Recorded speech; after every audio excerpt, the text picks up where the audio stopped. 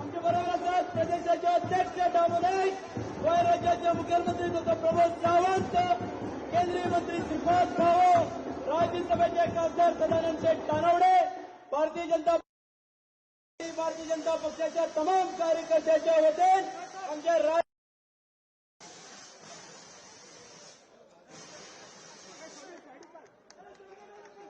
बोलो बोलो भारतीय जनता पार्टीचा, भारतीय जनता पार्टीचा नितिन नवीन जी आप आगे बढ़ो, नितिन नवीन जी आप आगे बढ़ो।